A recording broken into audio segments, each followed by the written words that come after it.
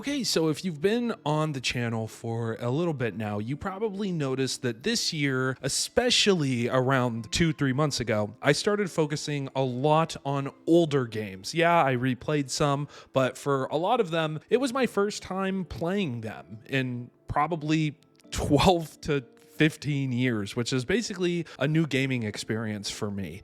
And the reason that it was happening was because I wanted to clear a good chunk of my backlog before going into what seems to be one of the biggest years of gaming we've had in a long time with 2025. Now, most of these games were games that have a pretty long play time. I mean, shit, I played Persona 3 this year, which is a huge game, took up a lot of my time. But there was one game on there that I had really highly requested myself to for years to play, never convinced myself until recently, and that game is Firewatch. Firewatch to me always looked like one of those games, kind of like the Edith Finch game or Still Wakes the Deep. I couldn't think of the name for a second, but it looks in that vein of hardcore story-based driven game and more of a walking simulator type of gameplay style. And I knew nothing about Firewatch going into it. I had no clue about any portion of the story. I had no clue about the characters. I knew some names and that was it. And my previous knowledge of what Firewatchers do, but that is literally it. The other day too, I opened up Game Pass on my computer for the first time, and for some reason I had like a 3 free month redemption that I had, probably from purchasing something this year that I don't remember. And I downloaded Firewatch from it, and I'm still recovering from the emotional journey that was Firewatch. Now, I'm going to talk about it. This is kind of a pseudo review. I guess I'll say spoiler warnings because this game is very heavy and I might just randomly ramble about the ending. This game was so fucking good.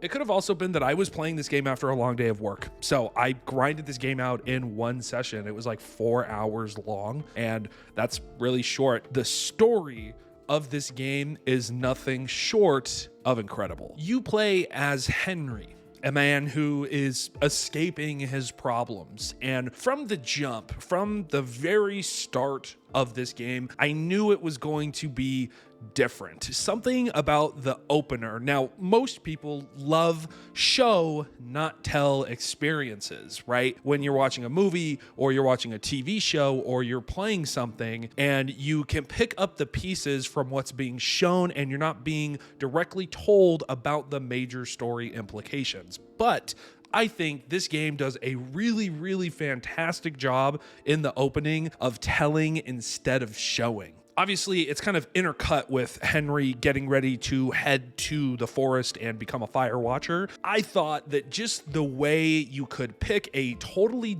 different path for Henry and how the story is before the actual story of the game unfolds was really cool. Like for myself, I chose most of the options that I would choose in real life. I didn't choose to ignore Julia's problem with her Alzheimer's. Sorry, my fucking brain died there for a second. Of course it died when I'm talking about Alzheimer's, bro. It's also like how I didn't choose for Henry to be a heavy drinker. Obviously, no matter what happens, Henry's going to drink a lot. It's a part of his core character traits, but there's different options where you can kind of choose and be on worse terms with Julia's family than you can be, if that makes any sense. That makes no fucking sense. What am I saying? But eventually you make your way to the Firewatch Tower and you quote unquote meet Delilah. Is that hold on. Sorry, I play a lot of fucking games. I need to, Delilah. Okay. And by meet Delilah, I mean you talk to her over the radio. And this is something that this game does fantastically. It has this innate beauty to making you feel like you are alone, but also like you have one person that you can rely on, which is Delilah. I remember very early on, I think it was literally day 1 or day 2, when Henry has to go and try to find why the power lines were cut. You are walking through a cave and Delilah takes this phone call and it's very sketchy. And I chose a dialogue option that I would choose in real life, which is confronting her about the phone call. And she gets upset and doesn't talk to you for a little bit until you reach the power lines and radio back to her. Now, to me, that little portion right there made me feel so uneasy. And this game is a masterclass of suspense while also subverting expectations, because for the most part of the game,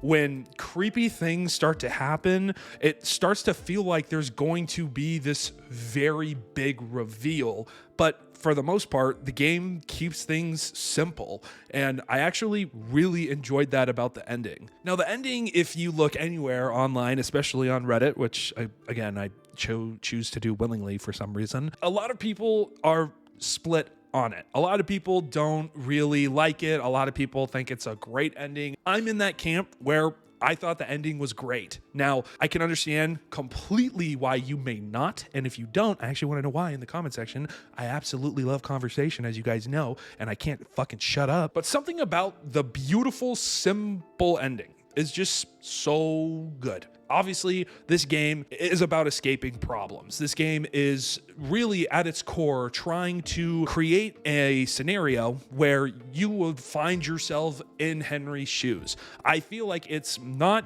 hard to say that a lot of people in his position, when given a chance to run away from a bad problem that they don't want to face head on, they would take it in a heartbeat. Obviously, the relationship between Henry and Delilah is a core fixation of the game, but it's also of that message. Due to Henry running away from Julia and her Alzheimer's, he meets and starts to develop this relationship with a faceless individual, which is not a healthy thing to do in the slightest, but it's something that most people would probably end up doing. And because these characters are written so well, it's very easy to feel the same frustrations as Henry in that last day as a Firewatcher. You go to Delilah's tower and you finally think you're going to meet her, and you finally think that this buildup over the last few hours is finally going to have some payoff, but instead you get snapped back to reality and you have to go deal with your own shit. That is what I took away from it, and that's the beauty of it, and that's why it was so emotionally impactful for me, because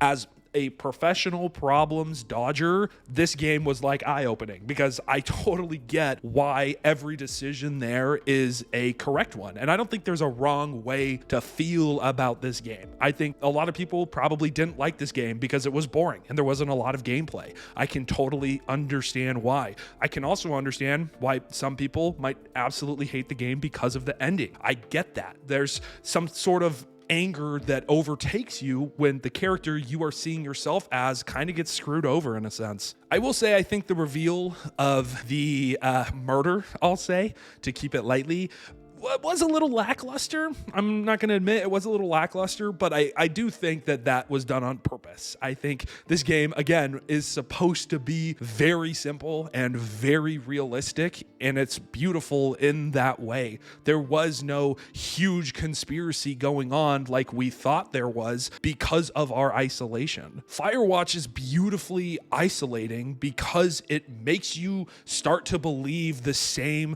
thoughts and maybe even conspiracies that Henry and Delilah do. They start feeling like they are being watched 24/7. They start thinking that somebody is trying to do some sort of test on them or record them. And again, there's narrative reasons to why everything is happening, but in their own isolation, they start to overthink what is really possible and what could really be happening. Even Henry kind of has a reaction when he uncovers the twist, I'll say, and it's almost like he's disappointed that there's not something more grand revolving around him and Delilah. I think that is exactly why the ending of this game fits so well, and why this game in general is just so damn good. Especially now, when so many games are trying to make you feel like you are the central characters, right? I can play all of the Final Fantasies in the world and still not feel as the main characters like Cloud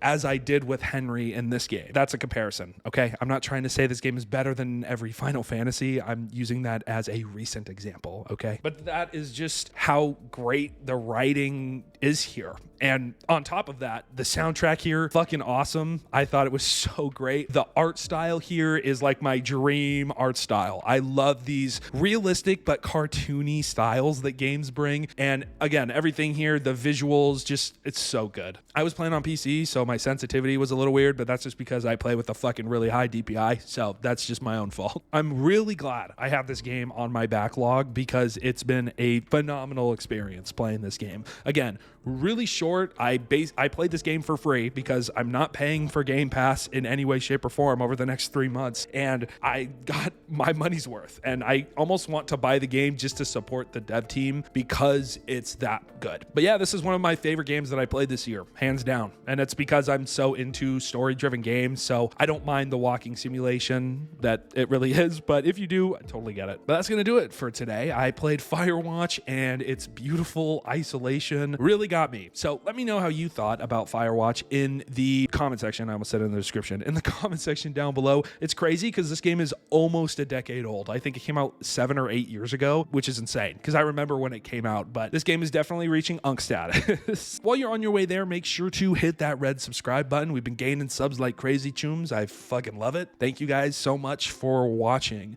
and I will see you guys in the next video. Peace out.